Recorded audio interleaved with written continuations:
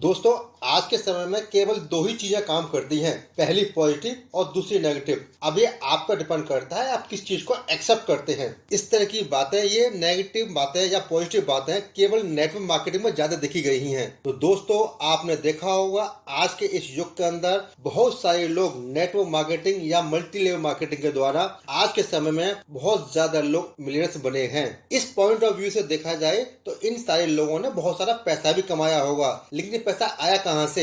इसका मतलब यही है कि यहाँ पर आज के इस समय में बहुत सारी कंपनियां अच्छा वर्किंग कर रही हैं, बहुत सारे लोग अच्छा वर्किंग कर रहे हैं और वो अपनी टीम पर फोकस करते हुए दूसरों को हेल्प करते हुए आगे बढ़ रहे हैं। तो दोस्तों, इस पर आए दिन बहुत सारी स्टडियां होती रहती हैं। इस स्टडी में यही पता चलता है कि जो पुअर माइंडसेट के जो लोग हैं वो इसमें अच्छा वर्किंग नहीं कर पाते, क्योंकि वो केवल पॉजिटिव बातों पर फोकस ना करके केवल नेगेटिव बातों पर फोकस करते हैं। जिस तरह से आम के पेड़ पर केवल आम ही आते हैं, लेकिन अगर हमें आम चाहिए तो हमें आम का बाग लगाना होगा।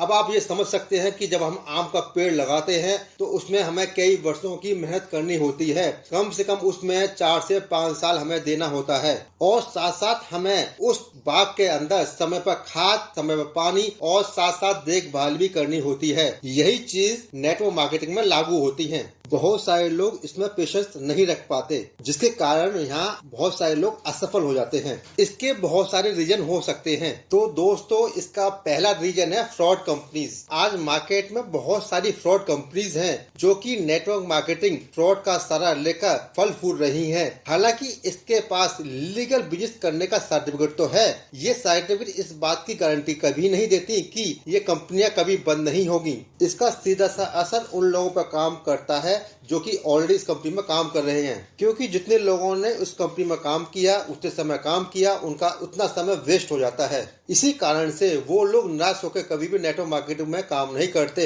और दूसरों लोगों को नेगेटिव इम्पैक्ट देके जाते हैं। मेरा टॉपिक रखने का आज यही कारण था जो आपने थंबनेल में देखा है। और दोस्तों, second reason, lack of knowledge in our society और नेटवर्क मार्केटिंग। आपने देखा होगा हम जहाँ रहते हैं, जिस सोसाइटी के अंदर रहते हैं, उसमें बहुत सारा लोगों को नॉलेज नहीं होता कि एक्चुअल में नेटवर्क मार्केटिंग क्या है, ये किस तरह से वर्क करती है, इसे हमें कैसे सिलेक्ट करना चाहिए, किस तरह से हमें वर्किंग करना चाहिए। और इसमें बहुत सारे लोग इसका चयन नहीं कर पाते कि हमें किस नेटवर्क मार्केटिंग को करना चाहिए, क्योंकि नेटवर्क मार्केटिंग जो है एक नॉर्मल बिजनेस की तरह होता है जहाँ पे हमें समय भी देना होता है और मेहनत भी करनी होती है। लेकिन यही बात हम करें नौकरी के अंदर, जब आप किसी जॉब में होते हैं तो हम 1 महीने काम करने के बाद में, 2 महीने बाद काम करने के बाद हमारे पास एक फिक्स इनकम आती है। लेकिन नेटवर्क मार्केटिंग में ऐसा नहीं होता, हमें यहाँ पे कंटिन्यू वर्क करना होता है। यहाँ पे आपकी जो इनकम आती है काफी अप एंड डाउन होके आती है। जैसे कि मैंने आपको पहले एक एग्जांपल दिया था कि अगर हमें आम का बाग लगाना है तो हमें 4-5 साल उसे इंतजार करना होगा,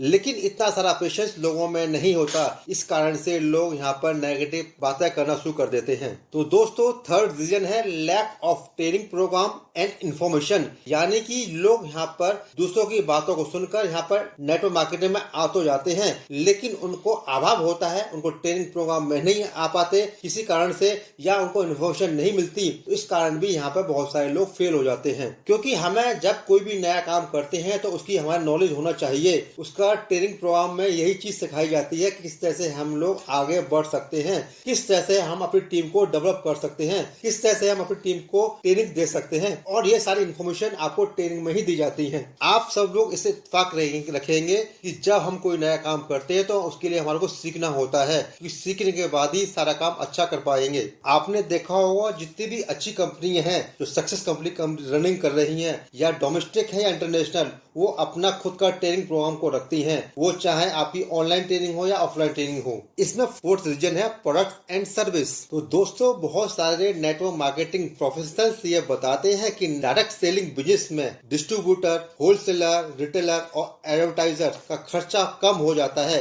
इसके बावजूद भी प्रोडक्ट कस्टमर के लिए बहुत महंगे होते हैं, क्योंकि नेटवर्क मार्केटिंग के अंदर यहाँ पर बहुत सारे लोग नेटवर्क में वर्किंग करते हैं। तो ये सारा जो पैसा है उन सभी नेटवर्क मार्केटिंग के अंदर जो वर्किंग करने वाले हैं उन लोगों में डिस्ट्रीब्यूट होता है। और साथ साथ यहाँ पर नेटवर्क मार्केटिंग अपने प्रोडक्ट की क्वालिटी को फोकस करती है, वो अपनी क्वालिटी पे फोकस करती है क्योंकि उसकी क्वालिटी कम नहीं होनी चाहिए। एंड सेकंड बात करें सर्विस की, क्योंकि कंपनी में आप जब ट्रेनिंग में जाते हैं तो यहाँ पर बताया जाता है कि किस तरह से हम किसी प्रोडक्ट को सर्विस अच्छा दे सकते हैं, क्या उसकी खास बातें हैं, किस तरह से उसे यूज करना है, ये सब जो ट्रेनिंग के पार्ट होते हैं। लेकिन जब कुछ यहाँ पर बहुत सारे लोग इस चीज को ट्रेनिंग को अटेंड नहीं करते तो ये चीज इसमें अभाव देखा जाता है। तो दोस्तों आपने देखा होगा कि यहाँ पर जब तक आप किसी ट्रेनिंग के प्रोग्राम में नहीं जाएंगे तो यहाँ पर सारी चीजें नहीं सीख सकती, क्योंकि ट्रेनिंग के अंदर आपको स्किल्स पर फोकस किया जाता है। स्किल्स के अंदर बहुत सारी चीज आती है, इसमें आपको डीप में एक अलग से एक वीडियो दिया जाएगा किस तरह से हम लोग एक अच्छी कंपनी का चुनाव कर सकते हैं।